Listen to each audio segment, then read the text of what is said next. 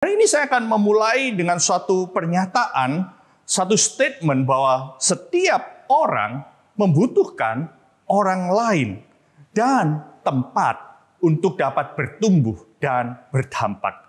Pikirkanlah bahwa ketika kita lahir sampai kita kemudian meninggal, tidak ada seorang pun dari kehidupan kita yang bisa berjalan sendirian. Pasti ada orang lain yang membantu kita.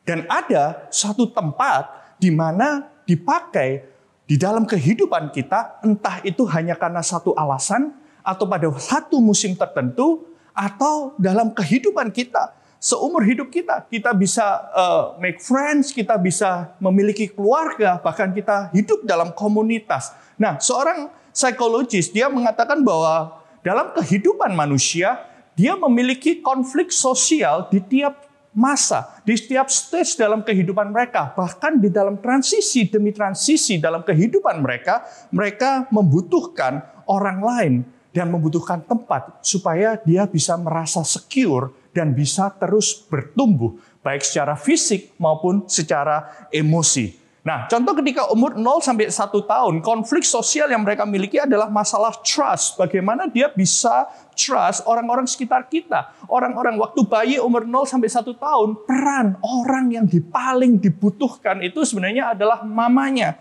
Dan kemudian ketika dia umur 2 sampai 3 tahun, dia mulai belajar tentang mengenal dirinya sendiri. Makanya kalau kita ngelihat anak umur 2 sampai 3 tahun seneng-senengnya ngaca, kemudian mulai ngetes kan apa yang sudah dipelajari, dan dia belajar, oke, aku udah bisa jalan, aku coba untuk bisa otonomi. Aku juga belajar bahwa apa yang pernah diajarkan, dia mulai ngerti apa rasa malu dan kemudian apa yang namanya keraguan-keraguan. Karena itu penting masa-masa ini peran orang tua. Peran orang tua dalam mendidik anaknya atau kesatuan antara suami istri itu penting banget untuk dia bisa dibantu, untuk bisa secure.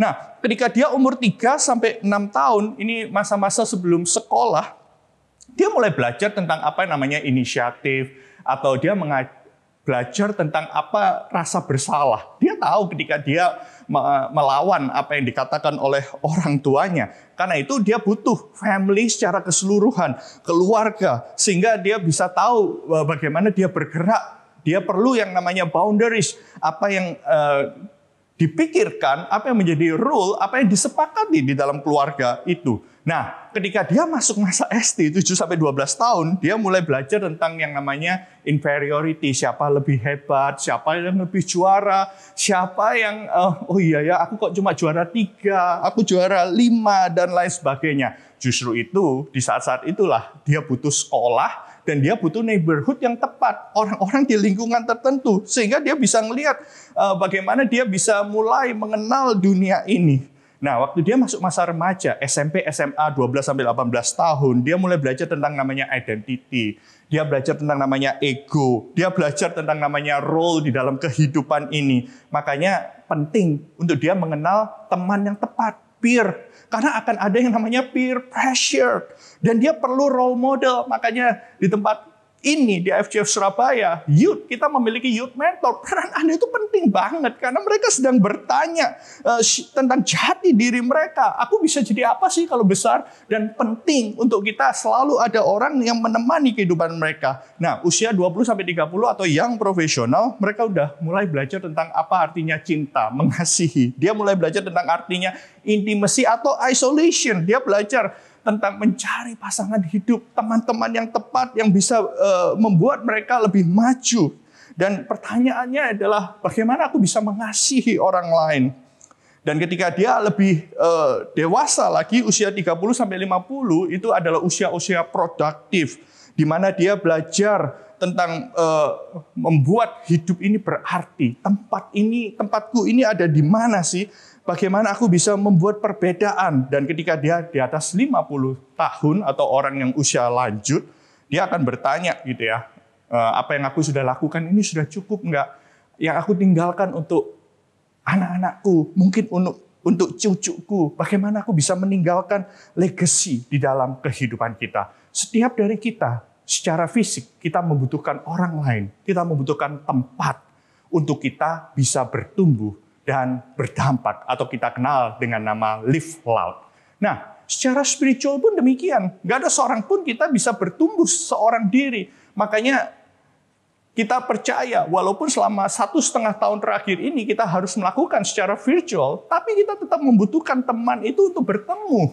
Bahkan secara fisik penting, kita perlu melakukan adaptasi yang baru lagi. Dan sebentar lagi kita akan kembali lagi kebaktian kita hybrid. Bukan berarti nggak penting, bukan berarti online atau onsite itu yang mana lebih penting. Tapi kita semua ini diciptakan untuk kita membangun hubungan. Dikala hubungan itu kita nggak bisa bertemu secara fisik, secara tepat, kita bisa beradaptasi. Namun ketika semuanya sudah mulai membaik, kita tetap membutuhkan teman dan tempat yang Tuhan sudah sediakan.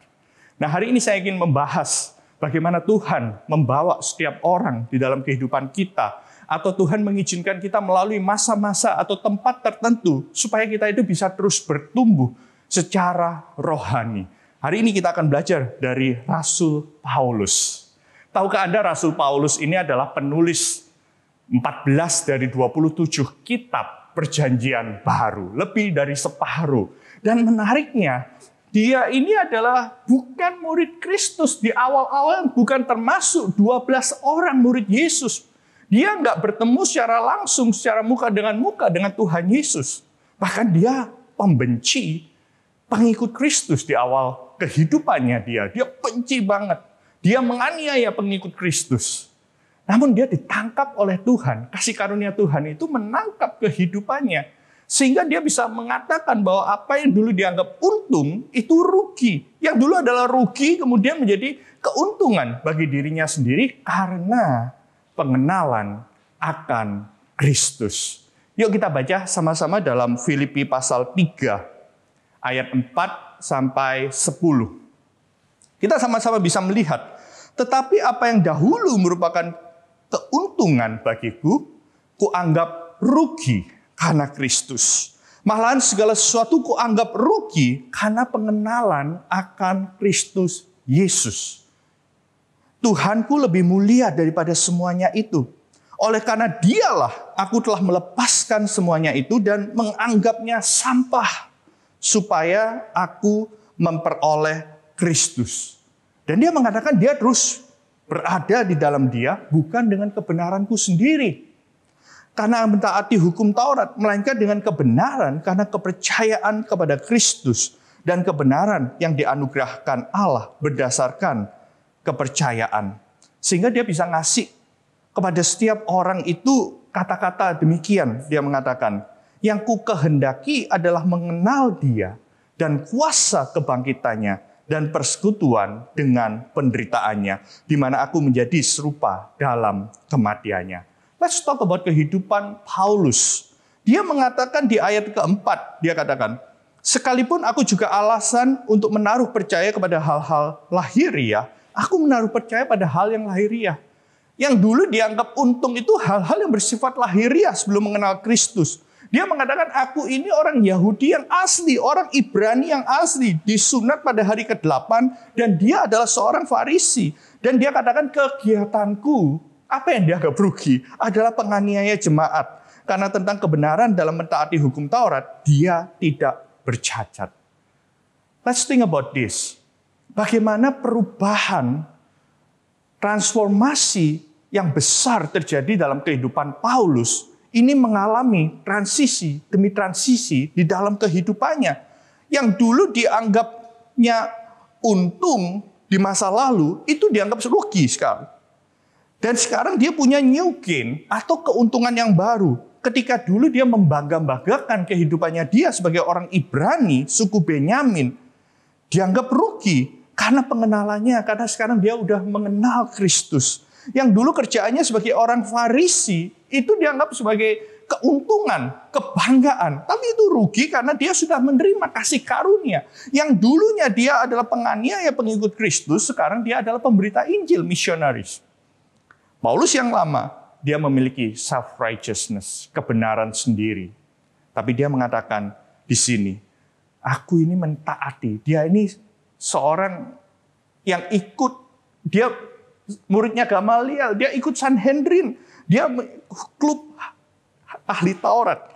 yang tidak bercacat dalam melakukan hukum Taurat. Tapi dia dianggap rugi semua karena dia mengenal kebenaran yang Allah anugerahkan. Dan dia bersaksi bahwa ini bukan karena kuat gagah manusia, tapi karena aku pun telah ditangkap oleh Kristus Yesus. Yuk kita lihat bagaimana dia mengalami pengenalan akan Kristus. Yuk kita flashback Paul's encounter with Jesus, yaitu di dalam Kisah Para Rasul. Perjumpaan Paulus yang dulunya Saulus dengan Yesus itu ada di Damsyik. Jadi ketika ada satu tempat di Damsyik, tiba-tiba ada cahaya yang memancar. Kisah Para Rasul 9 ayat 3-6. Dan mengelilingi dia. Dia rebah ke tanah dan kedengaran oleh dia suatu suara yang berkata, Saulus, Saulus, mengapakah engkau menganiaya aku? Ini perjumpaan dia pertama dengan Kristus. Kemudian dia tanya, siapakah engkau Tuhan? Katanya, akulah Yesus yang kau aniaya itu. Bayangkan seorang yang menghina, yang mengejar-mengejar pengikut Kristus, tiba-tiba didatangi sendiri oleh Tuhan Yesus itu, dan pada waktu itu dia dibuat buta. Menggambarkan tentang secara spiritual, dia itu juga sedang dibutakan. Sehingga dia bisa membabi buta untuk membunuh para pengikut Kristus pada saat itu. Tapi dia mengatakan, bangunlah, pergilah ke dalam suatu kota. Di sana akan dikatakan kepadamu apa yang kamu harus perbuat. Di sinilah kita bisa melihat perjumpaan Paulus dengan Tuhan Yesus itu adalah sesuatu yang supernatural. Sesuatu yang mungkin orang mengatakan susah Paulus ini bisa mengenal Tuhan Yesus kalau enggak dia benar-benar ditangkap oleh Kristus. Namun dalam pertumbuhan rohaninya kita bisa melihat di tiap transisi kehidupannya dia bisa menunjukkan bahwa ada orang-orang yang Tuhan izinkan masuk di dalam kehidupannya dia. Entah itu hanya suatu alasan tertentu atau suatu musim tertentu, atau seumur hidupnya menjadi teman untuk lifetime dalam kehidupannya Rasul Paulus ini. Nah, pertanyaannya adalah bagaimana Tuhan memakai orang-orang sekitar kita, bisa teman, bisa keluarga kita, untuk membantu kita dalam transisi kehidupan kita, sehingga kita bisa sama-sama live well, hidup yang berdampak. Nah, hal yang pertama saya katakan bahwa Paulus ini mendapatkan satu inspirasi. Kata kunci ketika Tuhan mengatakan kepada dia, akulah Tuhan Yesus yang engkau benci itu. Akulah Tuhan Yesus yang kau aniaya itu. Kata-kata itu waktu itu mengena. Karena saya tahu bahwa Saulus ini adalah orang yang menyetujui martir pertama. Tahukah siapa martir pertama di dalam firman Tuhan? Pengikut Kristus yang menjadi martir pertama. Yes, Stefanus. Dan Kisah Para Rasul 8 ayat 1 mengatakan bahwa Saulus juga setuju bahwa Stefanus mati dibunuh. Dan sejak itu dia mengejar. But wait a minute.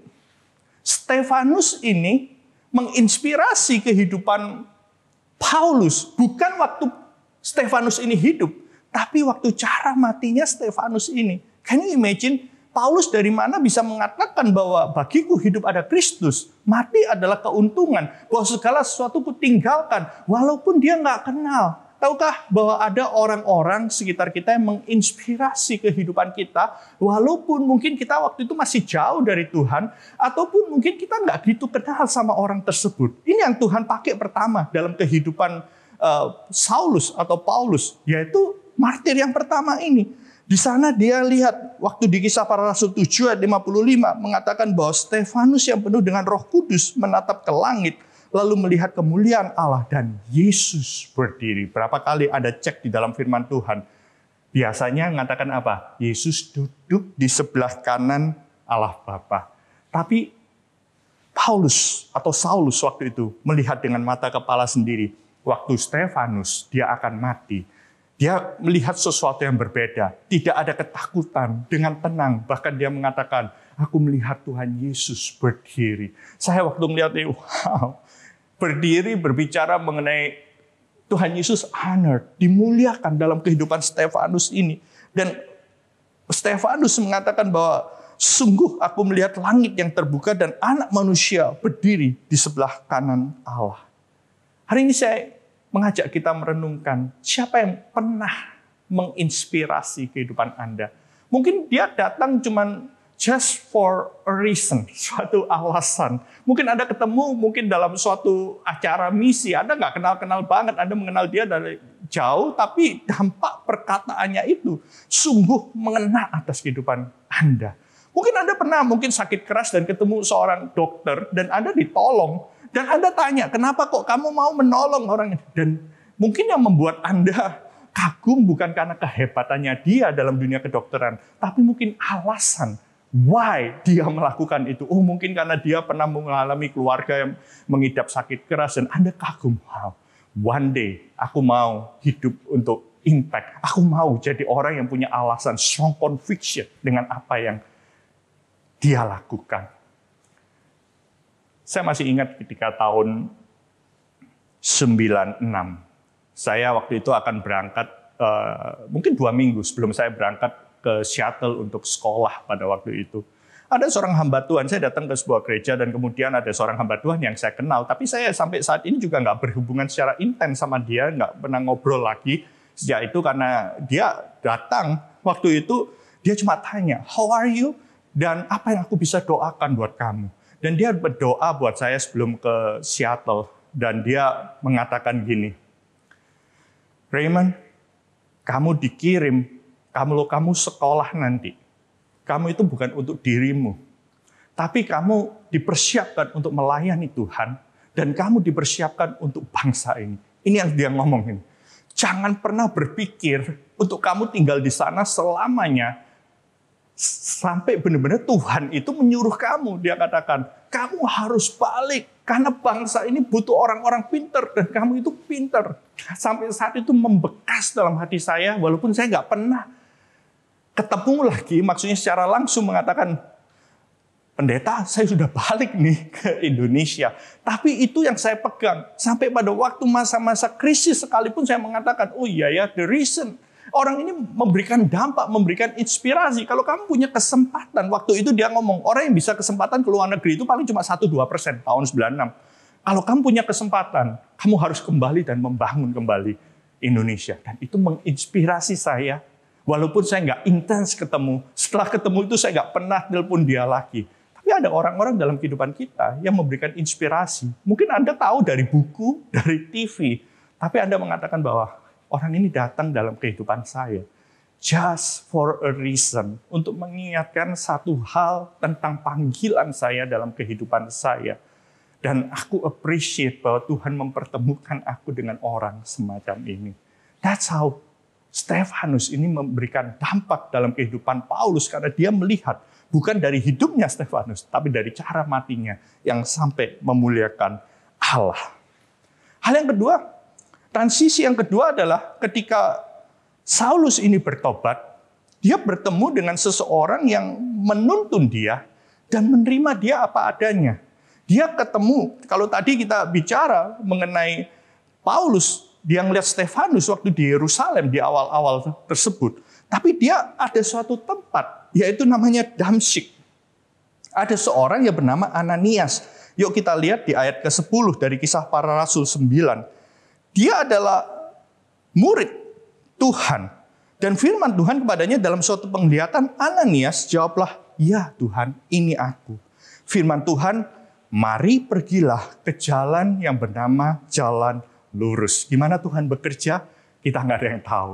Dia bisa berbicara pada Saulus, tapi Tuhan juga berbicara kepada Ananias. Seorang yang menolong untuk memberikan guidance, tuntunan awal dalam kehidupan Saulus dan menerima. Nah, firman Tuhan, mari pergilah ke sana. Carilah di rumah Yudas, seorang yang dari Tarsus bernama Saulus. Ingat, di Damsyik. Dan dia sekarang sedang berdoa. Ingat, makanya mengingatkan kita kembali 2 minggu yang lalu. Ketika Tuhan suruh kita dipanggil untuk melayani Tuhan. Karena ada doa. Kita adalah jawaban dari orang lain yang juga berdoa. Bukan kuat gagah kita, tapi karena ada panggilan Tuhan. Dan kita butuh orang lain, dan kita butuh tempat supaya kita terus bisa berdampak. Dan dalam suatu penglihatan dia mengatakan bahwa ada seorang yang bernama Ananias masuk ke dalam dan menumpangkan tangannya ke atasnya supaya dia dapat melihat lagi, mencelikkan mata Saulus yang buta. Ini baru perkataan Tuhan pada Ananias. Dan saya rasa kalau bahasa sekarang langsung ditengking sama Ananias. No Tuhan, jangan. Dia mengatakan ayat 13 Kisah Para Rasul 9, pasal 9. Tuhan, dari banyak orang telah kudengar tentang orang itu, Paulus nih, Saulus nih. Betapa banyaknya kejahatan. Bahasanya kita, orang itu gak layak Tuhan masuk surga, gak layak untuk diselamatkan. Lihat dosanya kayak gitu. Tahukah Anda bahwa ada orang-orang yang menerima justru saat kita itu dikenal punya tabiat yang buruk, punya reputasi yang buruk. Ada orang yang namanya Ananias disuruh Tuhan, dan kebetulan dia mau say yes walaupun awalnya menolak. Dan dia mengatakan di sini, pada waktu dia datang dengan penuh kuasa dan imam-imam untuk menangkap semua orang yang memanggil namamu. Ananias ngomong, Tuhan nggak tahu dah bahwa orang ini menganiaya pengikutmu. Masa orang gini layak sih diselamatkan? Kurang lebih kasarannya kayak gitu. Tapi firman Tuhan, pergilah. Sebab orang ini adalah alat pilihan bagiku. Saat orang lain nggak bisa ngelihat, Tuhan itu sudah kasih tahu pada Ananias bahwa alat pilihan bagiku. Dalam hati Ananias, aduh Tuhan, nggak mungkin. Dia begitu banyak membunuh, nggak ingetkah tentang Stefanus dan lain sebagainya. Tapi disinilah kita bisa melihat waktu kita memiliki panggilan dari Tuhan. Ada orang lain yang mempersiapkan kita, menuntun kita, menerima kita despite of our weaknesses. Di balik semua kebobrokan kita. Dan kita bersyukur untuk orang yang Tuhan izinkan menemui kita dalam tanda kutip di Damsyik dalam kehidupan kita. Dan Tuhan mengatakan bahwa kepada Ananias, dia akan memberitakan namaku kepada bangsa-bangsa dan raja-raja orang Israel. Walaupun dia masih belum mengerti, tapi Ananias dia say yes. Dan ayat 16 mengatakan, aku sendiri akan menunjukkan kepadanya betapa banyak penderitaan yang harus ia tanggung demi namaku. Lalu pergilah Ananias ke situ dan masuk ke rumah itu dan menumpangkan tangannya ke atas Saulus. Saulus, saudaraku, Tuhan Yesus telah menampakkan diri di jalan yang engkau lalui. Telah menyuruh aku kepadamu supaya engkau dapat melihat lagi dengan penuh Roh Kudus. Ananias masih ngomongnya, aku di sini gara-gara Tuhan suruh. Mungkin dia ngomong, aku kalau melihat kamu kok kayaknya aku ragu. Tapi dia mengatakan, Tuhan Yesus yang telah menampakkan diri kepadaku. Bersyukur pada orang-orang yang Tuhan sudah nyatakan tentang kita kepada orang tersebut. Pernah pikir siapa orang tersebut? Ananias di dalam kehidupan Anda. Dan dikatakan ketika itu seolah-olah selaput gugur dari matanya sehingga dia dapat melihat lagi. Ia bangun lalu dibaptis. Tahukah? Waktu kita empowering generation, waktu kita melihat orang lain mau live loud, langkah awal adalah penerimaan dan tuntunan. Dia nggak ngerti segala sesuatu. Tapi Tuhan pakai Ananias, Tuhan bisa pakai kehidupan saya dan saudara untuk bisa melihat orang matanya tercelik. Yang tadinya dibutakan karena kebenciannya. Kemudian secara fisik dia buta. Dan ketika Tuhan menjamah, can you imagine? Kalau nggak ada Ananias, tentu Tuhan bisa pakai orang lain. Ananias say no, Tuhan bisa pakai orang lain. Itu uniknya panggilan. Tapi karena dia say yes, dia part of the history maker. Karena itulah berbahagialah kita ketika kita keep saying yes for the things of God di dalam kehidupan kita. Sehingga kita bisa melihat orang lain, matanya tercelik dan mau dibaptis. Suatu kebanggaan di masa-masa pandemik ini kita bisa melihat tiap minggu ada orang satu demi satu. Mereka memberikan diri dibaptis. Mereka yang dulunya dibutakan oleh ilah zaman ini. Kemudian mereka mengenal Tuhan Yesus, matanya dapat melihat kembali. Tuhan nggak berhenti sama Paulus sampai di Ananias. Dan Ananias nggak selamanya berjalan bersama-sama dengan Paulus. Karena Ananias datang saat-saat tepat di awal pertobatan waktu Paulus masih menjadi seorang baby secara spiritual. Ananias menuntun, dibutuhkan penerimaan, guidance, tuntunan. Tapi kita bisa melihat seiring waktu Tuhan taruh orang lain yang memberikan encouragement and trust. Bulan lalu saya udah bahas namanya Barnabas. Saya nggak akan bahas terlalu lama.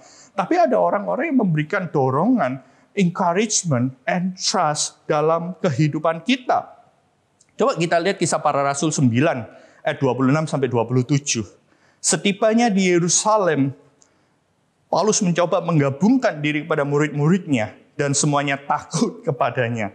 Di saat semua orang takut kepada Saulus atau Paulus, Barnabas menerima dia dan membawanya kepada rasul-rasul. Pada musim inilah kita bisa melihat di mana Paulus mengenal Barnabas, sempat pelayanan bareng, kemudian mereka berpisah karena ada perselisihan antara dia, Paulus dengan Barnabas.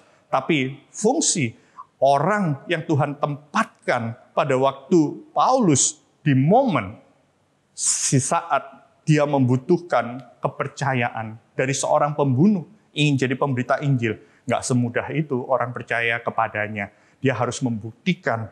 Tapi disinilah Barnabas menerima dia, dan Barnabas kasih surat rekomendasi. Orang ini telah mengalami perjumpaan dengan Tuhan. Perspektifnya telah diubah oleh Tuhan.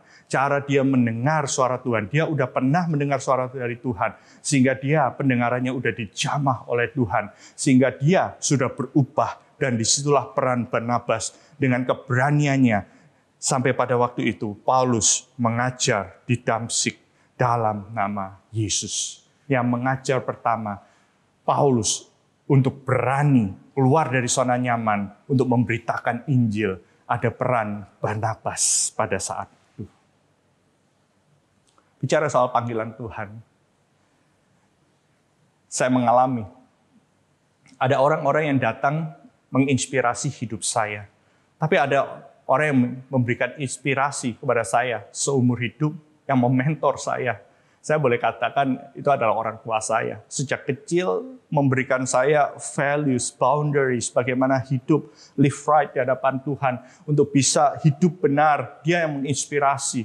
Dan ada orang-orang yang menginspirasi saya. Tahukah Anda bahwa sejak kecil saya juga pernah ngikut paman saya. Waktu itu, waktu church planting awal-awal di gereja yang dia sedang dipercayakan. Saya waktu itu keliling, saya ikut waktu ke Bandung, ke Singapura, dan itu menginspirasi saya. Menginspirasi saya, orang tua saya, keluarga saya. Tapi satu hal saya mengatakan, ada orang di masa saya masuk dalam pelayanan yang menolong saya, nge-coach saya untuk mengeluarkan yang terbaik, untuk saya berani melangkah, untuk bisa memenuhi panggilan Tuhan di dalam kehidupan saya. Tidak lain adalah Pastor Jimmy sendiri yang saya masih ingat waktu awal-awal pelayanan saya, tiap hari dia mengatakan kebenaran, bahkan kadang-kadang dia dengan urgency, dia mengatakan, kamu harus lakukan ini, harus berani mengambil tindakan. Pada waktu saat-saat kita membangun rumah Tuhan, di semuanya waktu itu masih minim, beliau yang mengatakan, ayo, kamu harus benar-benar bangun yang terbaik. Tunjukkan bahwa kamu orang-orang muda. Nggak bisa disepelekan. 1 Timotius 4 ayat 12. Janganlah seorang pun menganggap engkau muda. Dia katakan, dia yang mengajari saya bahwa ada gereja yang benar-benar menjangkau generasi orang tua kamu. Tapi kamu harus bilang kepada teman-teman dari papa kamu. Itu Pastor Jimmy mengatakan. Kalau orang mau cari calon mantu, harusnya nyari di FJ Surabaya. Wow, oke, not bad after all ya.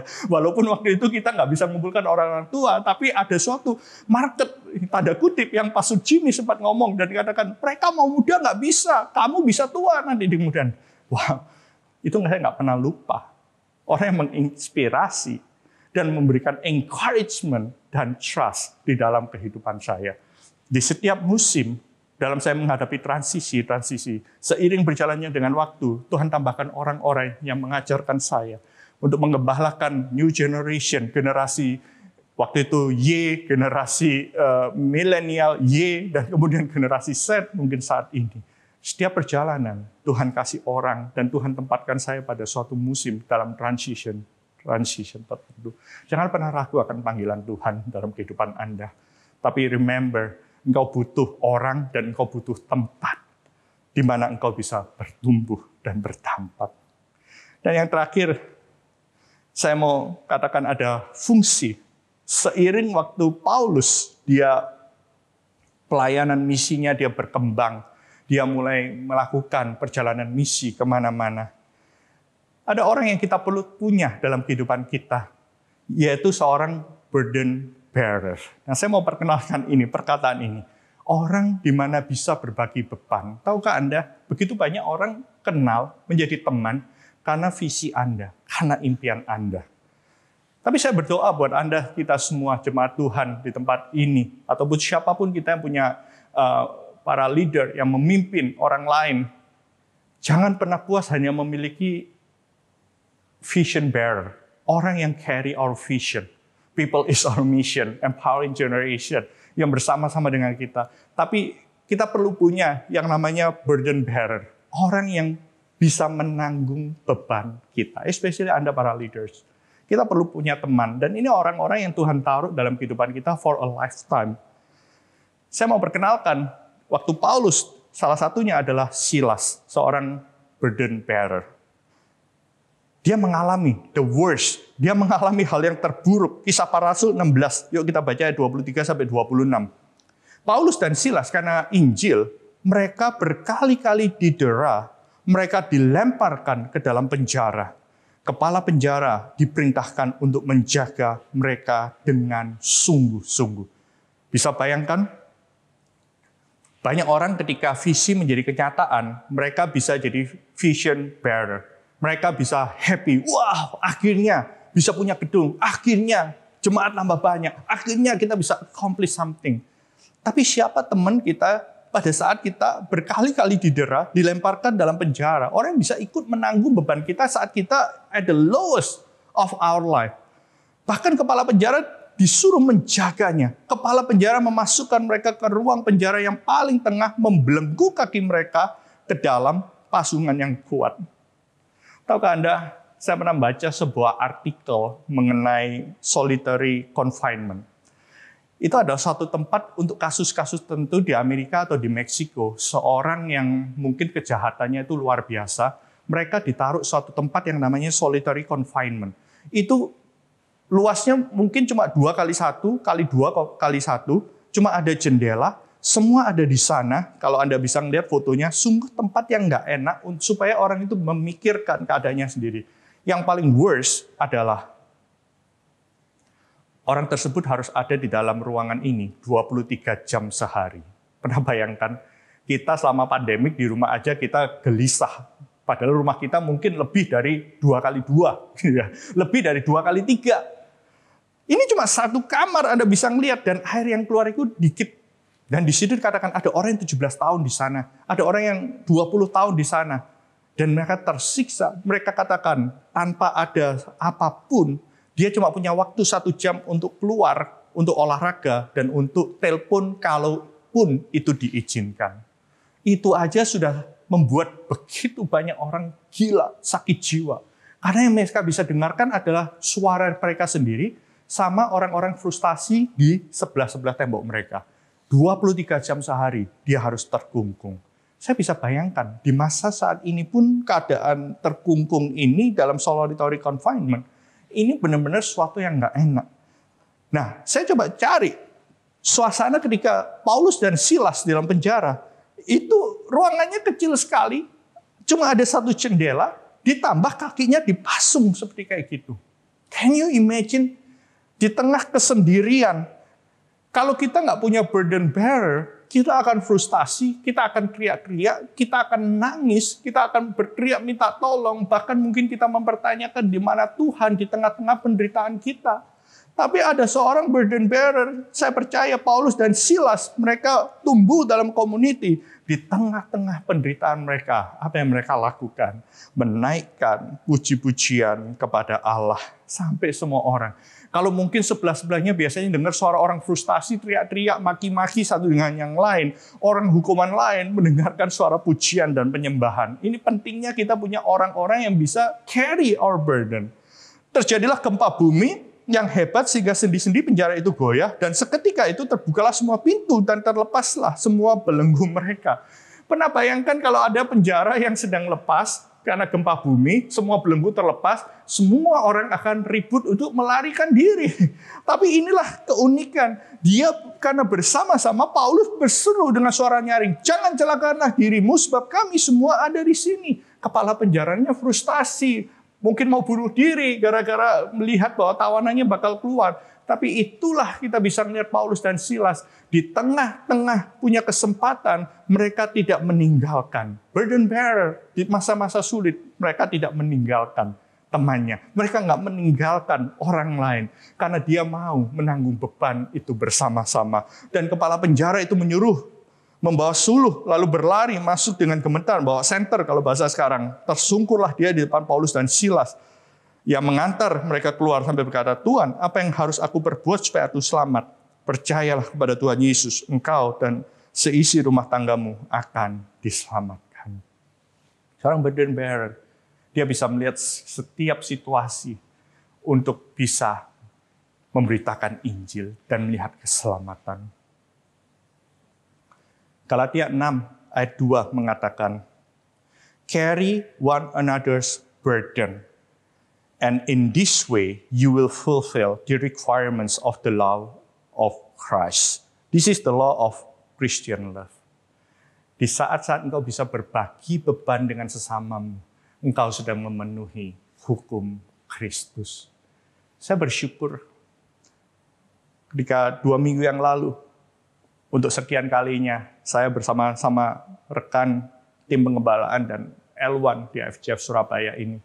Kita foto di tempat ini. Kita nggak pernah mengatakan bahwa gereja ini adalah gereja yang sempurna, paling bagus, yang paling perfect di antara semuanya. Tapi kita selalu diingatkan bahwa in this house we are real. Kita tahu bahwa kita bisa bikin kesalahan. Dan saya senang orang-orang yang selama ini menopang, kita saling berbagi beban. Di saat yang satu lemah, yang lainnya tidak menjatuhkan, tapi bisa saling menopang beban.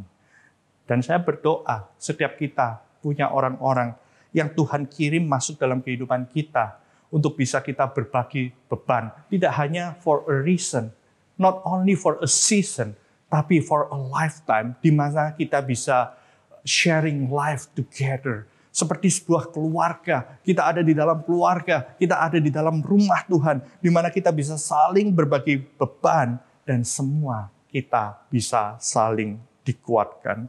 Saya bersyukur di masa-masa saya mengalami begitu banyak hal di masa-masa ini maupun masa-masa yang lalu.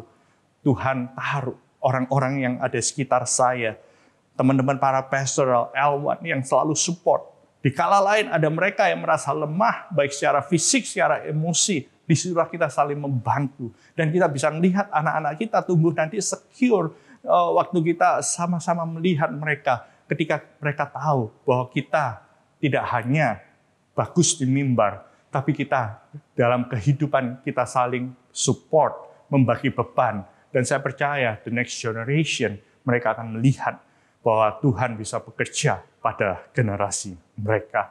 Saya berdoa hari ini, supaya kita mengingat siapa teman-teman yang menginspirasi kehidupan kita.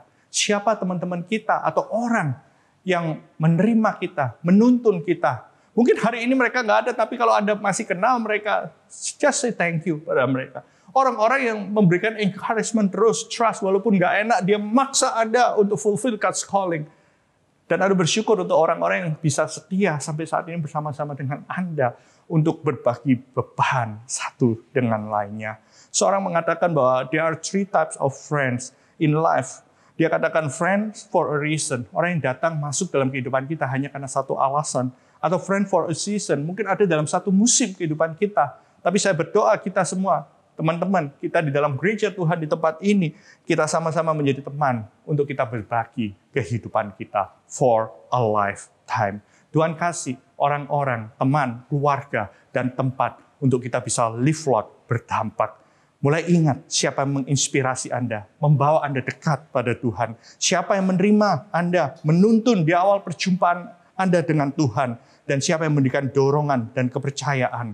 Dan terlebih lagi orang-orang yang mungkin ada di iCare Anda, teman pelayanan Anda, mungkin di teman departemen Anda yang sampai saat ini terus menopang Anda, justru di masa-masa Anda mengalami kesusahan, nggak pernah meninggalkan Anda, nggak pernah ngejudge Anda, bahkan memberikan encouragement, support, kata-kata yang menguatkan.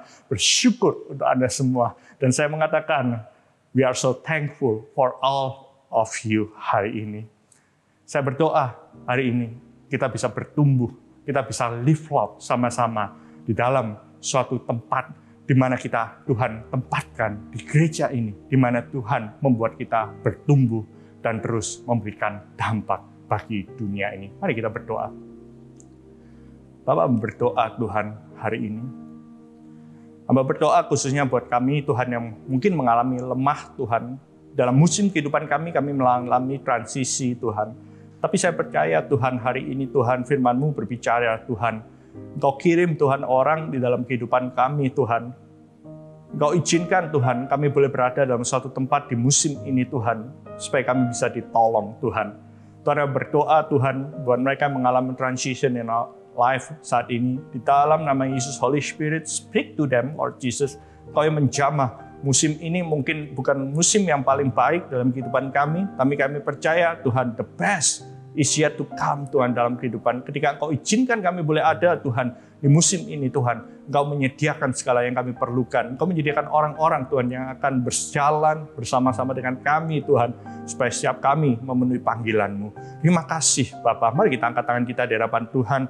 Tuhan memberkati, menyertai Engkau. Tuhan menyinarkan wajahnya kepadamu dan memberikan kasih karunia Tuhan. Arahkan matanya kepadamu dan memberikan damai sejahtera. Bila berkat dari Allah Bapa dan kasih Yesus Kristus, kuat kuasa Roh Kudus menjagai, menyertai umat Tuhan mulai hari ini sampai Maranatha, Tuhan Yesus datang kedua kalinya. Semua yang percaya diberkati Tuhan sama-sama katakan Amen and Amen. God bless you.